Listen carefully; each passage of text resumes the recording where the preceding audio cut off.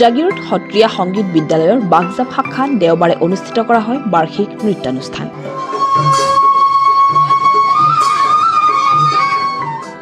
বাগজাপ প্ৰাথমিক বিদ্যালয়ত এই উপলক্ষে প্ৰথমে অনুষ্ঠিত হয় এখন মুকলি সভা।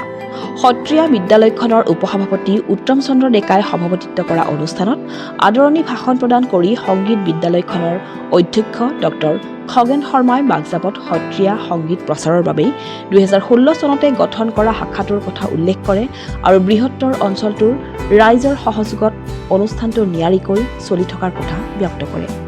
অনুষ্ঠানত অতিথি হিচাপে উপস্থিত থকা জাগিৰোডৰ জ্যেষ্ঠ সাংবাদিক মণ্টু কুমাৰ মেধিয়ে জাগিৰোড সত্ৰীয়া সংগীত বিদ্যালয়ৰ বাগজাপ শাখাটোৰ জৰিয়তে অঞ্চলটোত সত্ৰীয়া সংগীত প্ৰসাৰ কৰাৰ ক্ষেত্ৰত ডক্টৰ খগেন শৰ্মাক ধন্যবাদ জ্ঞাপন কৰে। অনুষ্ঠানত জয়ন্ত সাগৰ শইকীয়াৰ লগতে আন এগৰাকী অতিথি বাগজাপ প্ৰাথমিক বিদ্যালয়ৰ প্ৰধান শিক্ষক সুশীল নাথে এই সত্ৰীয়া সংগীতৰ ধাৰা বিকাশৰ বাবে যিকোনো প্ৰকাৰে সহায় কৰাৰ কথা উল্লেখ কৰে। সভাৰ উদ্দেশ্য ব্যাখ্যা কৰে বাগজাপ সত্ৰীয়া সংগীত শাখাৰ সভাপতি ডাক্তৰ উৎপল শৰ্মাই। ইয়াৰ পিছতে বিদ্যালয়খনৰ শিক্ষাৰ্থীসকলে চালি নৃত্য, ঝুমুৰা, নাদুভংগী, মাটি আখৰা আদি সত্ৰীয়া নৃত্য পৰিৱেশন কৰি দৰ্শকক আপ্লুত কৰে।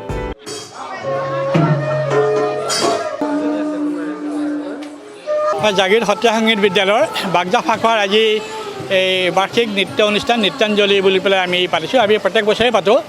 জাগিৰোডত আমাৰ মূল অনুষ্ঠানটো আছে, তাতো আমি পাতি থাকোঁ। উদ্দেশ্য হ'ল যে ইয়াত আমি যিখিনি শিকাই আছোঁ সেইখিনি শিকোৱাৰ কাৰণে যে কিনো শিকিছে তেওঁলোকে, আমাৰ হ'ল পাৰফৰ্মিং বস্তুটো পৰিৱেশ্য। গতিকে কি শিকিছে সেইটো আমি ৰাইজেও চাওঁ, গাৰ্জেনসকলেও চাই ভাল পায় যে ছোৱালীজনীয়ে শিকিছে, আমি ইমান পইচা পাতি খৰচ কৰি আমি শিকাইছোঁ। গতিকে কি শিকিছে এইটো দিবৰ কাৰণে আমি পাতিছোঁ আৰু তেওঁলোকেও ছাত্ৰ ছাত্ৰীসকলে নিজৰ এটা ছেটিছফেকশ্যন এটা পায় যে আমি শিকিছোঁ আৰু আজি ভাল লাগিছে যিখিনি আমি শিকালোঁ শুদ্ধকৈ তেওঁলোকে নাচিছে।